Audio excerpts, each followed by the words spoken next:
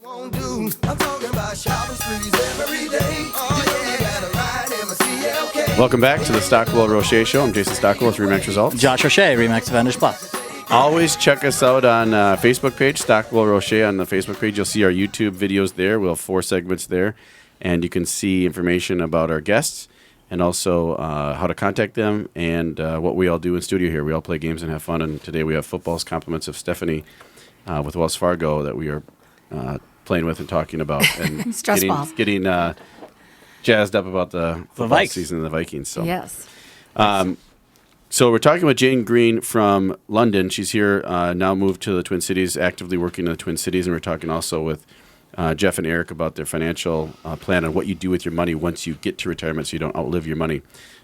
Jane, we are a positive show. We're positive people. So we've heard some pitfalls that you want to watch out for, which is always look at your stuff, do your due diligence yourself as well as relying on others. Don't always go with the cheapest and use expert people. But one question I have is, and we want a positive story too, but also how do you get started?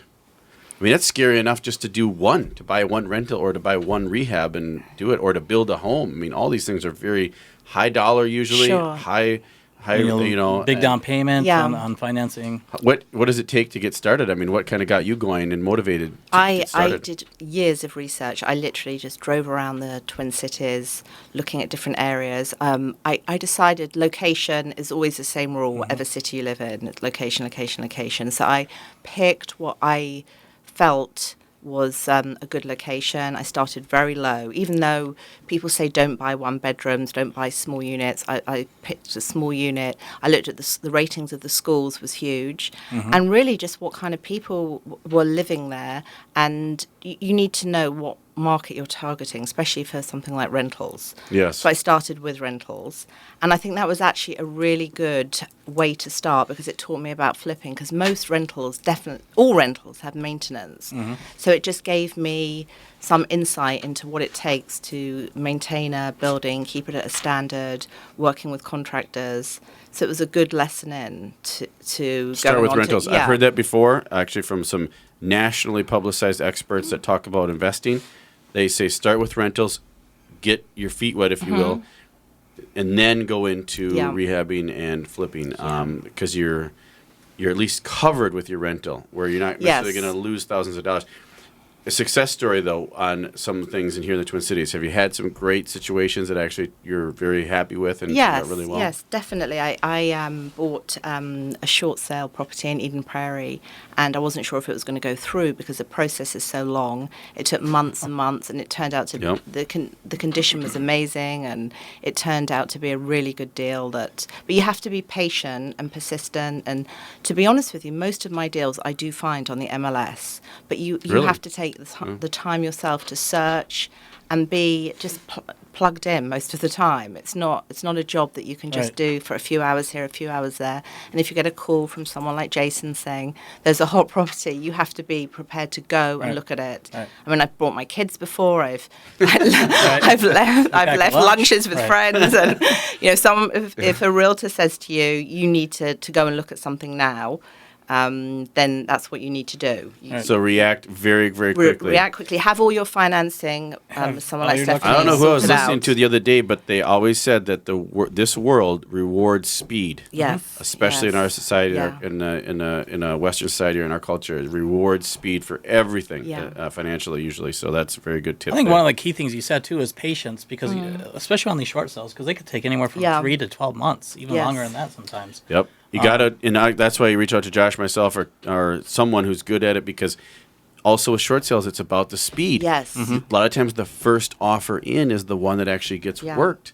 But then it takes. And there could be higher ones that come in after. But again, if you're first to the table, you have a better chance of getting it. So. You need an experienced realtor for a short sale. I've had a situation before where I've gone to purchase something, and it has been messed up by the process not being followed. Yep. Because if it isn't done in a certain way, then the bank's going to throw the offer out if the forms aren't right. So that, I think, is definitely worth using a realtor that has a lot of experience or has done multiple short When you sales. said to being prepared, I mean, that's whether you're going to do the cash investment or, pull it from retirement fund, talking to your financial advisor, is this the right decision to pull out of my, stocks and all that kind of stuff, or even just financing, what is my rate going to be? Am I going to qualify? A lot of people think, well, I have the cash. I could buy it for cash. I'll qualify for a loan. There's a lot more to it as far as down payment, credit score, reserves, and all those kind of things. So, because like you said, Jason, they happen quickly. So when that property does come up, you want to be prepared. Where am I going to have the money? Am I going to lend from it? Am I going to take from my resources, or am I going to, get a loan for it?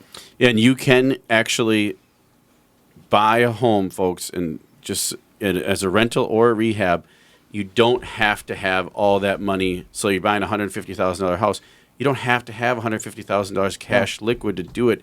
Even if you're competing with someone who is cash, if you have a good quality pre-qualification or pre-approval from a lender that shows you've been through underwriting and you're already good to go with the closing, you can actually do financing. So it doesn't mean you're out of the game. The real estate investment and a rental business is not exclusively for cash investors.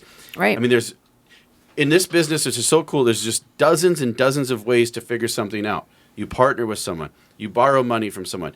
You buy as an LLC. You can buy it with seller financing. You can buy it as an LLC. You can use your retirement to help out with. There's just many, many ways to make it happen. It does take the drive, the desire, and the commitment to do it and to take that first step. As I'm sure Jane did when you first started in London, even. I mean, everything is very nervous. Even years into it, it can be it's not exciting a fast and return. nervous. I think that's where people get confused. It's not a fast return. Because they watch these TV shows. Yes, they think, and also think people are so greedy. You can't. It's not a get rich quick thing. It's something you have to do slowly and properly, and also make sure that you're rehabbing properties to a standard and following all the rules. And you don't want to be doing it quickly and haphazardly, because that's when I think you get into problems and people get greedy, and that's what gives the industry a bad name. There's plenty of people doing it properly and plenty of experts. Well, I love these TV shows too. When we put $5,000 here, $21,000 here, $16,000 here, and we're expected a return on the sell price, but we never see the sell price. We just say, hey, this is what we're going to list it at, and then they divvy up the money that way. It's all edited a little bit to make it look enticing, and it, but if you do it right, there is great reward in it. But it's something that you do with a little more patience, and also it takes a little more time to get that. Now, and I say patience, you got to react quickly to a deal, but be patient with basically have your a game turns. plan. Yeah, have a game plan and be ready to be persistent and patient, especially when you're dealing with a bank foreclosure, short sale, all kinds of different scenarios that can come up within the transaction. So and they're still out there. Yep. The situations are still out there to buy. So I don't know if this is.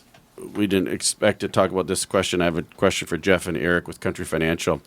If I'm at retirement age and, I have money in a 401k in a stock market or something like that, I mean, what are some other things you guys might recommend? Because that might be a little risky, potentially. I mean, are there some other things that you guys might advise or be able to help with? Well, yeah, and I'll let Jeff expand on this too, but it's about, like Josh said, having a game plan going into it. I mean, you're going to go into retirement and you're going to have your income that you're going to want to cover your expenses that you're going to have, your food, your bills, and everything that's not going to go away. And once you figure that out and factor in some interest rate, you take a piece of your income and set yourself up on, or a piece of your retirement and set yourself up on an income that Jeff can expand on. And then the rest of it is, what do I want to do with the rest of it? I got a lot more money in just that. Do I want to travel? What do I want to leave for my kids? What do I want to invest in? What's my return going to be on that? So I know Jeff can go into a little bit more detail on that, but that's kind of the game plan that we try to set up. Sure. Two of the things we look at, going back to, you're at that stage now, you're getting ready to retire, you've got this sum of money. One thing we have to keep in mind is, retirement could be 30 years. So old school tells everyone, I got to get really safe with my money. Some people almost think I got to go cash. Completely out of the market. Yeah, because I can't lose anything now. Mm-hmm. And I'm sure as heck not going to do what Jane's doing, because that might be too risky potentially to be flipping. Correct. Although you could do that, so reach out to us. But, so we look at it that way. It's like some of this money still has to work for the retiree because it's got to last them 30 years, 25 years, however long retirement is. So really, like Eric said, we try to generate guaranteed income, or like I said before, paychecks, to cover all of your bases. If you still have any loans out there, hopefully you don't when you're retired, but if you still have payments you have to make, you have to pay your utilities, you've got food, all of your bases we want to cover with a guaranteed paycheck coming in. So what can be that check? Well, Social Security, even though we just said before, don't rely on it solely. For the baby boomers retiring now, they're going to get Social Security checks. So that's a guaranteed check that's coming in every month. If you were lucky enough to have one of those pensions, that would be a guaranteed check. But sometimes the word annuity gets kind of a bad rap out in the public. But an annuity is a product that can create a guaranteed payment for you for in the right rest of your life. situation. Just Correct. like everything. We talked about reverse mortgages, Stephanie, before. Everything, even though there's some bad PR, flipping houses, there's bad PR, but not in all these situations. There can be good in them. They're there for a reason. So we'll be back with more. I'm Jason Stockwell with RE/MAX Results. Josh Roche, RE/MAX Advantage Plus. Haters can't see me. Get the cash money.